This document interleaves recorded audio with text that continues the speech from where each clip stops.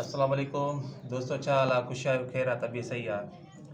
जीअं त social media ते कुझु ॾींहंनि खां हले पियो त जुनैद जानी जे हवाले सां जेको जुनैद जानी जेको सोशल मीडिया ते अॼुकल्ह छायल आहे, कुझु दोस्त उन जी फेवर करनि पिया ऐं कुझु दोस्त उन जे ख़िलाफ़ु लिखनि पिया। जीअं त हाणे ॾिठो वञे त जुनैद जानी असल उन कहिड़ो किरदारु कयो जेको असांजे मुआशिरे में रही करे असांजे ॿारनि मुस्तक़बिल उन कहिड़ो मैसेज ॾियणु पियो चाहे। वरी जॾहिं जुनैद जानी में कराची में गिरफ़्तार कयो पियो वञे, उते जेके FIA वारा उनजे मथां छापो हुयो, उन खां पोइ हू रोडनि ते घुमंदो पियो वञे, रड़ियूं कंदो पियो वञे, पंहिंजे उन फैन जेके उन जा जेके दोस्त हुया, जेके फॉलोअर्स हुया त मूंखे बचायो, मुंहिंजी मदद कयो। उन में हू चवंदो पियो वञे त मूं सिंध जे लाइ ॻाल्हायो आहे, मूं सिंध जी बका जे लाइ ॻाल्हायो आहे, सिंध पीपल्स पार्टी जे लाइ ॻाल्हायो आहे।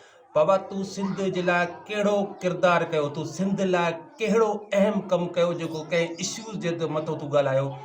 तूं छा तालीम जे लाइ ॻाल्हायो?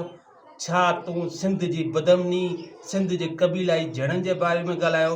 तूं कहिड़ो अहम किरदारु अदा कयो जो बाबा तुंहिंजे लाइ सिंध जा माण्हू नौजवान तुंहिंजे लाइ रोडनि ते निकिरनि? तूं त हिकु बेहयाई ऐं फ़हाशी वारा जेको सोशल मीडिया ते उॾाए पियो, माण्हुनि खे ब्लैकमेल पियो करी, सम्झे? उन जे लाइ छा माण्हू तुंहिंजी सपोर्ट करनि? इहो हिकु त मुंहिंजी नज़र में तमामु सुठो थियो आहे ऐं FIA वारा जन उनखे गिरफ़्तार कयो, इहो उनखे सलाम थो पेश कयां।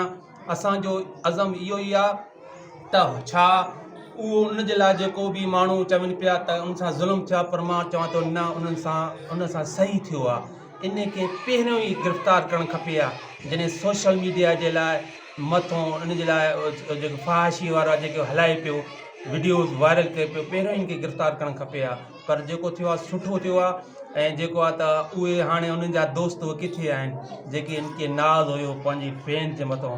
अड़े बाबा हू हिकिड़ा ईअं सम्झो त माण्हू मज़ो वठणु चाहिनि पिया, हिकिड़ो सम्झे, तूं चइबो त मुंहिंजा लख फॉलोअर्स आहिनि, मुंहिंजी मदद कंदा। हाणे तोसां हाल उहो ई थियो आहे जो तूं हाणे जेको आहे त जेल में सड़ी पियो ऐं इन खां पोइ वरी इम्तियाज़ चांडी उनजी मदद कई आहे। ठीकु आहे, इम्तियाज़ चांडी मदद कई आहे, पर इम्तियाज़ चांडी इहा ॻाल्हि कई आहे त वकील उनजी सपोर्ट करनि पिया जेकी उनजी वकालतनामो जेको आहे त जमा करायो आहे उनजी ज़मानत लाइ। ठीकु आहे, सही आहे। अगरि हू हिकु इन तां हटी करे अगरि हिकु आम ज़िंदगी शहरी वारी ज़िंदगी गुज़ारणु चाहे थो ऐं रिज़्क़ हिलाल रोज़ी करणु चाहे थो त उनखे हिकु सुधरण जो मौक़ो ॾिनो वञे। अगरि हू चाहे थो त मां ठीकु आहे, अॻ में ग़लति हुउमि, हाणे मां हिकु सही राह ते ईंदुमि ऐं सुठो अमल कंदुमि, त असांखे बि कोई एतिराज़ु न आहे। बाक़ी हू जेके चए पियो त मां सिंध लाइ वॾा कमु कया आहिनि, त हुन ॿुधायूं त उहो कहिड़ा कमु कया अथव सिंध जे लाइ? हुन त कुझु कोन कयो आहे। हुन पंहिंजी हिकिड़ी माना फ़हाशी जे ज़रिए जेका पंहिंजी हिकिड़ो रोज़ी रोटी करे पियो। सो तमामु सुठो, सम्झी, इन लाइ महिरबानी।